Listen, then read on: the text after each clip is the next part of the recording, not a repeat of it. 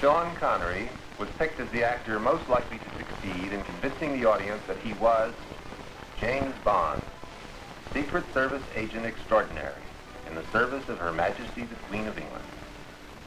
In the words of Ian Fleming, James Bond is about 6 feet tall and somewhere in his middle 30s. He has dark, rather cruel good looks and very clear blue-gray eyes. what else must Mr. Connery be? He must be at home with small firearms of all kinds, such as this .25 caliber Beretta, Bond's favorite weapon. A small gun is its only accurate at fairly close range, and Bond always seems to be at close range with his enemies.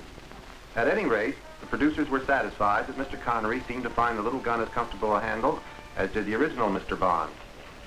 In addition to the Beretta, Connery had to gain a familiarity with such friendly little weapons as the Walther PPK, or, for big jobs, the Smith & Wesson long barrel .38, known as the Man Stopper. As any Bond fan knows, opinions differ very often as to choice of arms, and occasionally a conference will be called to discuss what weapon is to be used and on whom. Take off your jacket.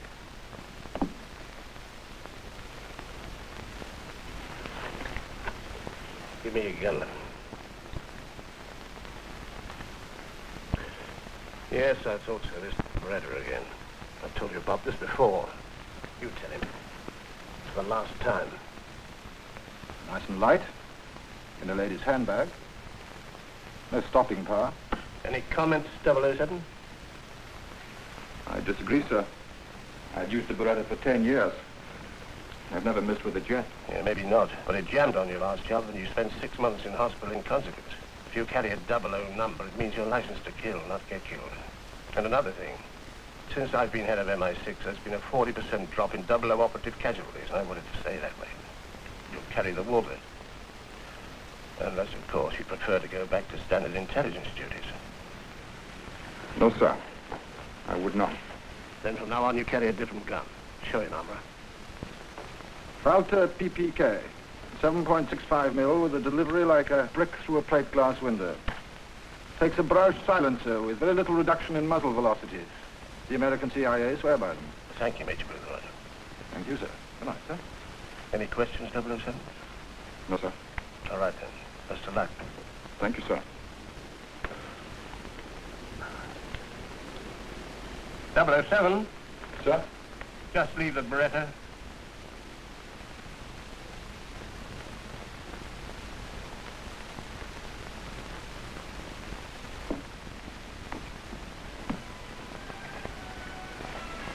And who is this man who tells James Bond, alias Sean Connery, that he may not use his favorite weapon?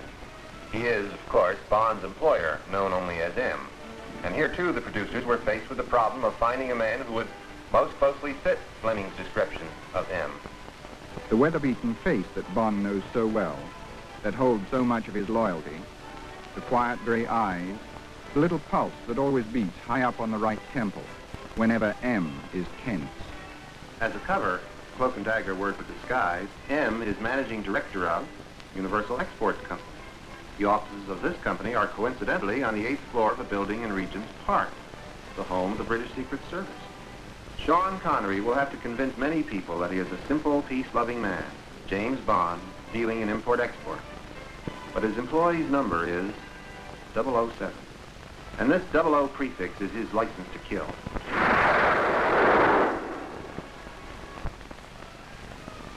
And sometimes silence, especially when it's built into a gun, is the better part of being a hero. Of course, Mr. Connery, as James Bond, does meet a few people he doesn't kill, although he may come very close if provoked.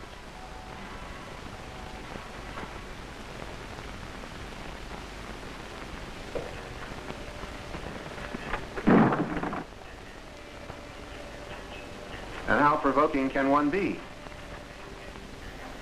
James Bond, as all Bond fans know, often finds himself in some of the biggest gambling casinos, coolly and nonchalantly playing for fantastically high stakes. So the producers were faced with yet another problem in selecting a man to portray 007. How will he look at the gambling tables? Never knowing whether the others are enemies. or friends. And here, too, Connery seemed to fit Fleming's conception of the character perfectly. But friends must not keep Mr. Connery from his work. James Bond's loyal fans won't like that. Womanizing is one thing. Bond fans want action.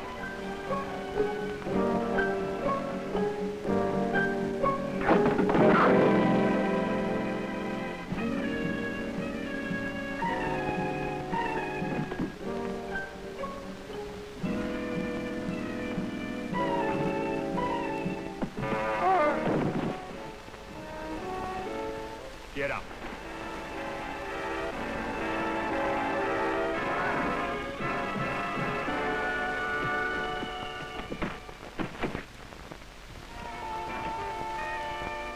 No one will object, however, to an occasional moment of relaxation with one of Bond's favorite drinks, made with impeccable style, vodka and a twist of lemon. It's totally in keeping with Bond's flair for being a connoisseur of all fine things. Unfortunately for Mr. Connery, Bond is not always so selective in his choice of hosts, and his host's friends might not be his. In order to get away from it all, Bond would drive in one of several cars. His fans liked variety. So another question was, could Mr. Connery handle a 1930 Bentley convertible with an Amherst Villiers supercharger? And could he make a racing change from third to second in an Aston Martin DB3? And how well could he drift this otherwise dignified 3.4 sedan around the fast bend? Well, as any Bond fan can see, Mr. Connery does very well. This time in a 1.6-liter roadster. Driving this car, James Bond has two reasons for wanting to make fast time. One is that armored hearse chasing. And when you're being chased by an armored hearse, the other reason doesn't matter.